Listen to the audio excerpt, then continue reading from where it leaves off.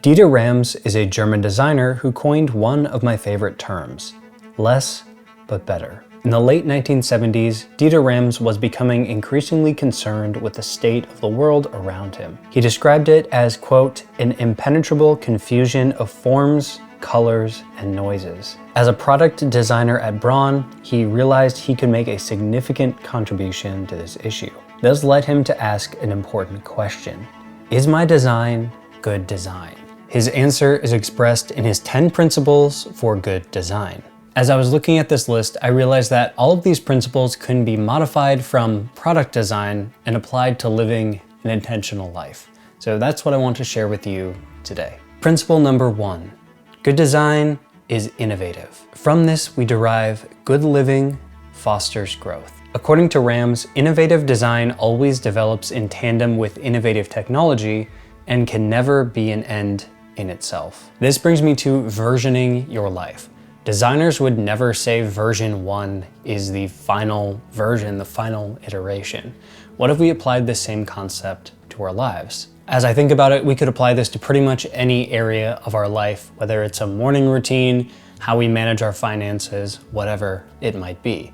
Think of a product or a service. For example, I'll be editing this video in DaVinci Resolve version 20, beta number 4.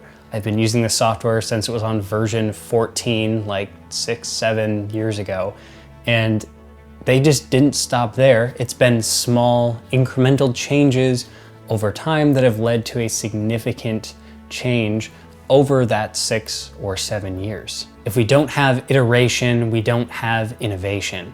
This could look like any number of things. Maybe it's a morning routine. This month, you're on version 1.3. Next month, you try a few tweaks, and that's version 1.4. A trap I consistently see the self-improvement world falling into is improvement for improvement's sake. But this is missing the whole point.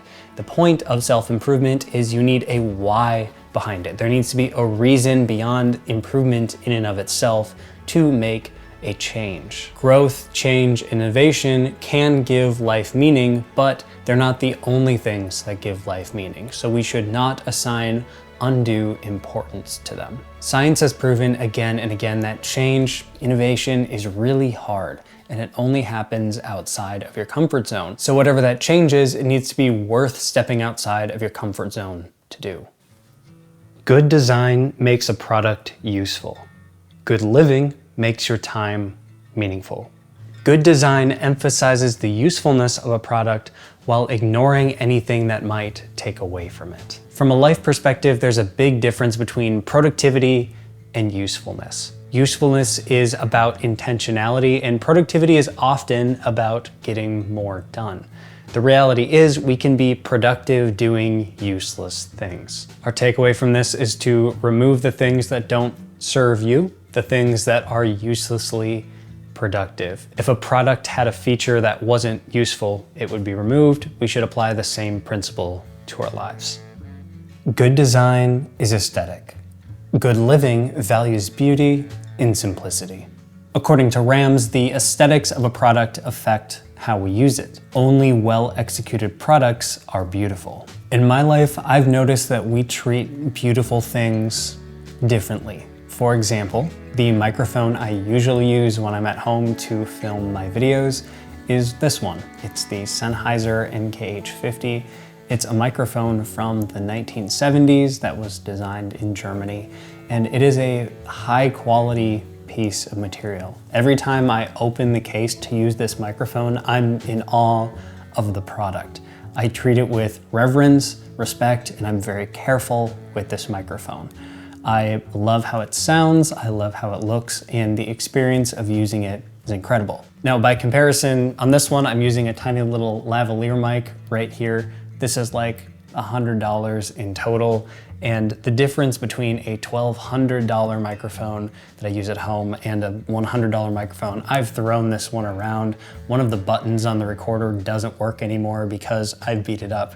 The level of respect I have for this microphone versus that microphone is totally different. I also think aesthetics applies beyond just physical things. For example, slow living emphasizes finding beauty in everyday life in the mundane. I also think aesthetics applies inside of us. So peace, joy, contentment, a positive mindset. This reminds me of a passage from the Bible where Jesus is calling out some of the religious leaders. He says, "Woe to you, scribes and Pharisees, hypocrites! You are like whitewashed tombs, which appear beautiful on the outside, but inside are full of dead man's bones and every impurity." Aesthetics can be a holistic thing, not just a beautiful facade. Good design makes a product understandable. Good living is simple. A good product is easy to understand, and at its best, it is intuitive and self-explanatory. From a life perspective, if someone spent a week following you around, would it be obvious, self-explanatory, what your personal values are, what the things that are the most important to you are? If not, then there's clearly some sort of disconnect between the life you're currently living and the life that you want to be living. We often overcomplicate our systems, our goals, and our tools. And I think this kind of defeats the whole purpose. The ultimate idea is not really the result of those things, but it's the person we become in pursuing those things. Good design is unobtrusive. Good living doesn't shout. Not everything has to be visible to be valuable, and I am fully aware of the irony of saying this on the internet. In fact, I don't share most of my life on the internet for this exact reason. A well-designed life doesn't need to prove itself, and neither do you. Brands, both personal and professional, often project an over-perfected version of this out into the world, and suddenly we feel like we should be living this way. Or worse, that we should be echoing these things back into the void of the internet. Good design is honest. Good living is honest. According to Rams, a good design should not overpromise and underdeliver. It should be deliberate in how it presents itself. In life, we don't need to look intentional to be intentional. Design that overpromises and underdelivers creates disappointment, and so does a life that is built to impress. The big question here is, would you still do this if no one saw it? I think another aspect of this is being honest with yourself in regards to your own needs, desires, and your limitations. I think this also includes understanding what your flaws are, the things that you need to work on, and an understanding that if something works for someone else, that doesn't necessarily mean it's going to work for you. Good design is long-lasting. Good living prioritizes sustainability. From a design perspective, it avoids being fashionable and therefore is never antiquated. From a lifestyle perspective, this is about a life that is not built on trends. Now, this is very countercultural. As a matter of fact, our entire culture is built on trends. So this is very hard to do. One of the best things I can think of to help this is think in decades. This applies in two different aspects, both as far as trends go.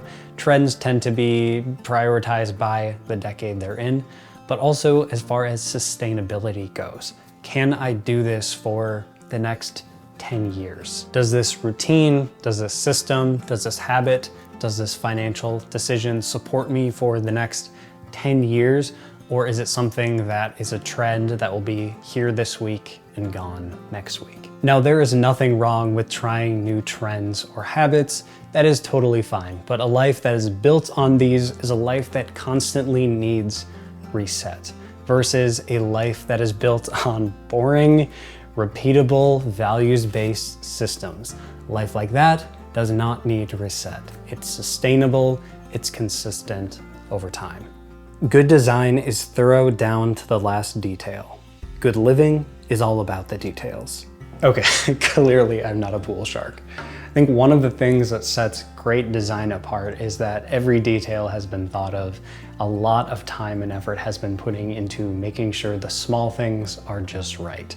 In a similar way, a life lived on purpose, an intentional life, is a life made up of 1,000 tiny decisions intentionally made over a significant period of time. One of the most important concepts in habit formation is the idea of small daily actions over once-in-a-lifetime transformations. Once you got the basics down, then it's just small refinements. Good design is environmentally friendly. Good living is environmentally friendly. Respecting the world around us is an important byproduct or motivator, depending on who you are, of living a life on purpose. Consuming intentionally and living intentionally naturally contribute to a smaller carbon footprint and giving back to your community around you. Another aspect of this is respecting your own little slice of the world. A well-designed life respects the planet, but it also respects your time, your energy, your body, and your community. Good design is as little design as possible. Good living is as little excess as possible. To me, this is the most important point. This ties right back to Deiter Rams' idea that first brought me to him in the first place, this idea of less but better. From a life aspect, this is the ultimate principle of things like minimalism and just intentional living in general. To strip away all of the excess to reveal the few things that truly matter. To quote E.F. Schumacher, "Any intelligent fool can make things bigger, more complex, and more violent. It takes a touch of genius and a lot of courage to move in the opposite direction." Okay, was there anything important that I missed? This is just my interpretation. I'd love to hear your interpretation down in the comments. Thanks so much for being here, and we'll see you next week.